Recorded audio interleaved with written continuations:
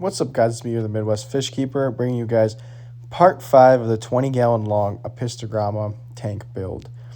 Now we left off on me cycling the tank and just having leaves, driftwood, and rocks in. Now it's been a couple months and we will be adding fish and plants. I had a far drive, but I drove out to Tristan's Tropical Fish. He's a breeder and importer of specialty dwarf cichlids and other cool, unique fish. So I'm really excited to show you guys what I bought from him. In this first bag here is a pair of Apistogramma rositae. I want to try to breed these guys. I've never heard of them before, but they looked really cool at his shop, and I couldn't resist, and I had to get this pair. And then for my second fish that I'm acclimating is I'm getting 5 coral red pencil fish. I saw these guys at the store as well, and I really like them.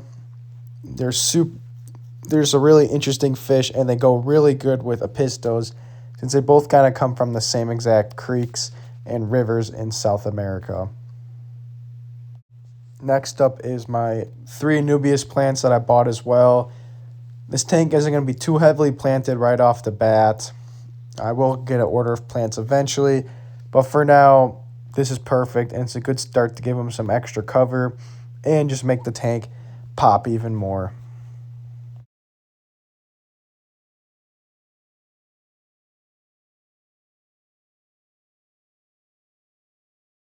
Well, I ended up planting my 3 Anubias plants. It really does add a nice touch of color to the tank. As you can see here in the 2 bags, one is my Apistogramma rositae pair, and they look ready to leave. I think they're telling me to go put them in the tank. They don't want to be there any longer in the bag. I think the pencil fish are saying the same thing. Maybe not as excited. After temperature acclimating them for a while, I decided now it's time for them to go into the tank. They seem ready and they're excited, so I'm going to take them out of their bag. Here's the first 2 fish going into this tank, the pair of Apistogramma rositae. I poured them into the net, and now I'm going to take the net and put them into the tank.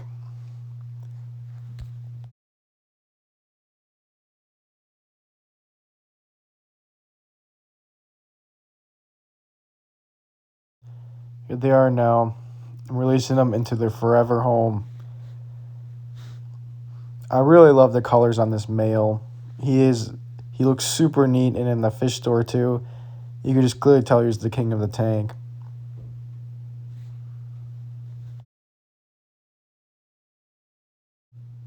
The female's having a little bit of trouble getting out, but with a little bit of coaxing, now she's able to swim freely into the tank.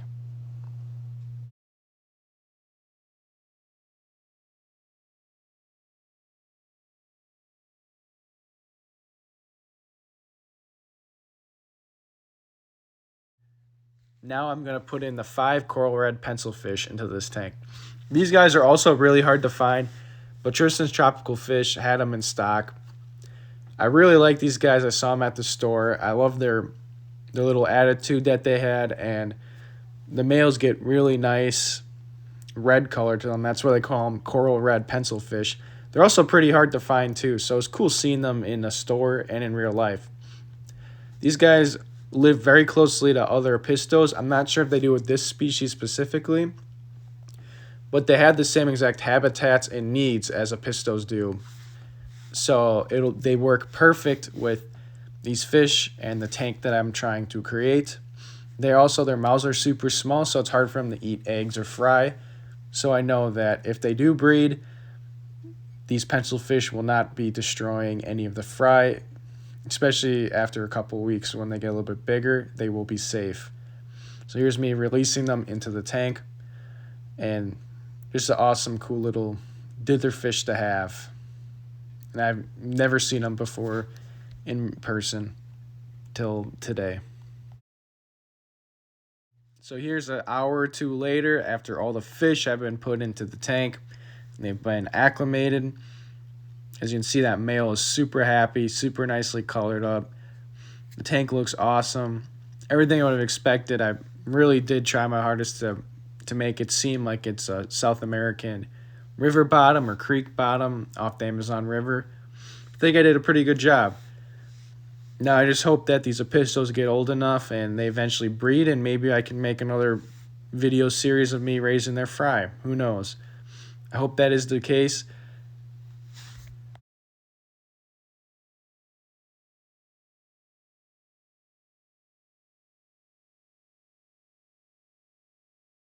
This is the conclusion of the series of building an Apistogramma tank, especially in a 20 long. Hope you guys learned something on how to build a stand, do a backdrop, do a lid, collecting driftwood and rocks, and any other things you may have learned along the way to be able to keep any type of fish or Apistos themselves. I hope I can share with you guys when they breed a series of me raising their fry and seeing how well I can get them to adulthood and figure that out too, because I still have that 10-gallon from the Mandarin tank.